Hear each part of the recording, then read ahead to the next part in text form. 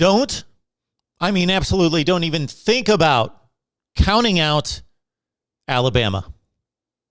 Welcome to the voice of college football following the Iron Bowl, the first overtime ever between these storied programs. Of course, there's only been overtime played since 1997. Alabama prevails 24-22 in an epic struggle.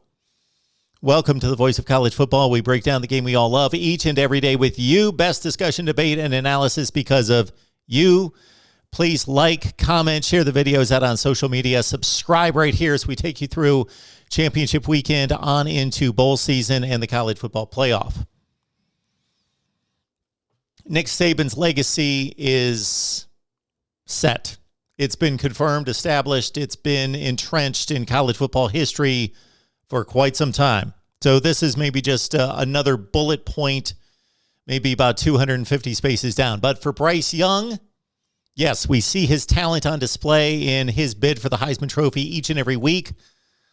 But this might be in a performance that culminated with just 10 points and 1 touchdown in regulation, might be Bryce Young's finest moment, gutting out a win and doing everything he possibly could against an Auburn defensive front that dominated the game, minus his best receiver for most of the game, minus his best running back for much of the game, that Bryce Young won this thing for the Alabama Crimson Tide. All right, let's set it up for you. Alabama trailed 10-0 as Auburn controlled the game on defense.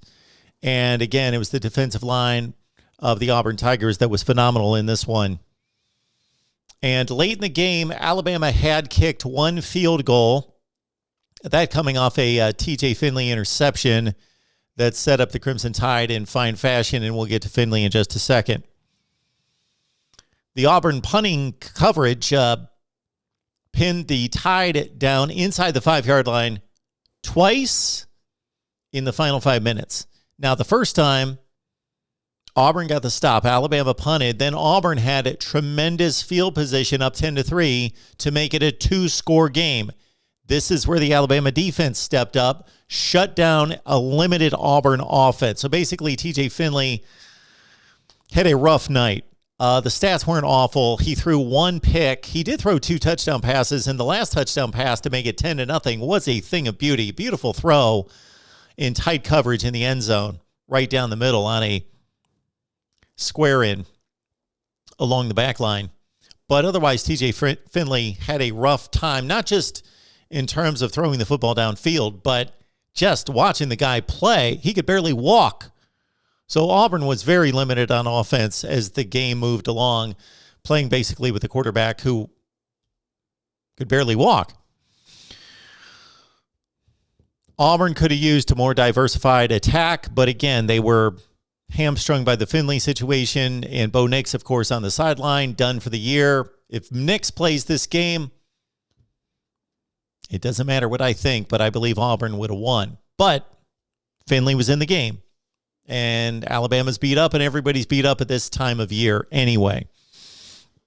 So the point being, Auburn was just a couple yards away from being able to attempt a field goal, even minus its all-conference kicker, being able to kick a field goal to string the lead out to 13-3 and really make it difficult for Bama. But the Bama defense stood tall, got the stop around the 35 to 40-yard line, forced another punt inside the 5, and then Bryce Young might have won the Heisman Trophy with a 97-yard drive.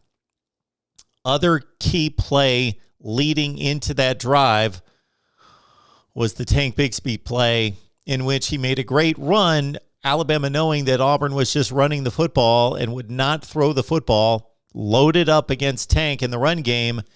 Tank broke it to the outside, to the left side. I'm not faulting him. It's a difficult thing to think of in the heat of battle, but he should have stayed in bounds. Alabama only had 1 timeout left. And Tank took it out of bounds. He almost got the first down. Had he gotten the first down, then it would have been worth it. Then you get a new set of downs, but he could only get 8 slung out of bounds. And then that set up the Auburn 3rd and 2, in which Bama stuffed them Auburn kicks it inside the 5, and Bryce Young goes to work. And the first couple plays of the drive were not pretty. He was pressured, had to throw the ball away, almost sacked in the end zone, came this close to a safety, but then Bryce Young started to connect downfield with John Mechie in particular. Caught Jaleel Billingsley on a pass for the first time in this game. So Bryce Young was just phenomenal. 97-yard drive. Think John Elway in the AFC Championship game of 1987. That type of epic work out of Bryce Young. And I believe he won the Heisman Trophy on that drive and his work in overtime. No Jamison Williams. He was ejected from the game for targeting. Caught 2 passes for 43, then had to leave the game. And Brian Robinson, after 15 carries, 64 yards, did not play anymore. Trey Sanders, 10 carries for 23 yards as Bama had one of its most anemic games ever offensively.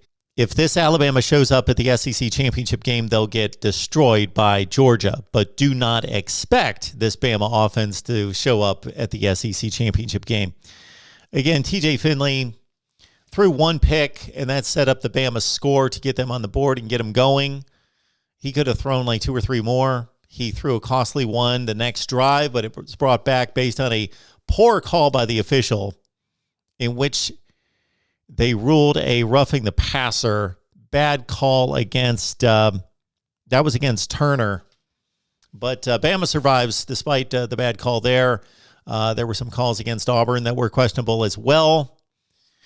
All in all, Bama guts it out. They win 24-22 as they just had such an advantage in overtime with 2-point plays as Finley was, again, couldn't move. When your quarterback can't move and you got to run plays from the 3-yard line, it makes it difficult.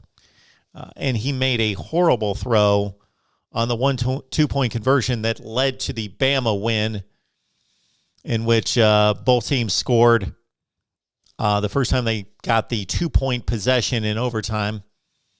And it was a tie ball game at 22. And then Bama stopped Finley and Auburn when he underthrew the receiver by, should have led him 3 or 4 more yards downfield across the back of the end zone. Bad pass. Bama broke it up. And then Young to Mechie won it. Mechie ran a brilliant route in which he cut in and then immediately, after he squared himself up, to the pylon for the touchdown grab, and it was all history from there. So on to the SEC Championship game. You know we will break this down like nobody else all week with multiple angles from the Bama side, from the Georgia side. Hope to do a live stream where we bring in both Georgia and Bama media to talk it up with you. That should be a good time. Auburn and Brian Harsin, boy, he got his baptism in the Iron Bowl. But he coached his rear end off. His team played its rear end off, basically playing for nothing but pride, already reaching a bowl game, and just the season has slid away from Auburn. They were 6-2 at one point, and then they blew 3 consecutive leads of 28-3 to Mississippi State, 14-0 to South Carolina, who cannot score right now against Clemson, and then blowing this 10-point lead against the Alabama Crimson Tide. Tremendous game. Not a pretty game, but a tremendous game between old rivals. College football does not disappoint. Your thoughts below about Alabama, its chances against Georgia, its chances going ahead in the college football playoff. Do they need to win this game against Georgia? If they lose close, do they still remain in the Final Four? We shall see, of course, right here at the Voice of College Football. We will see you next time.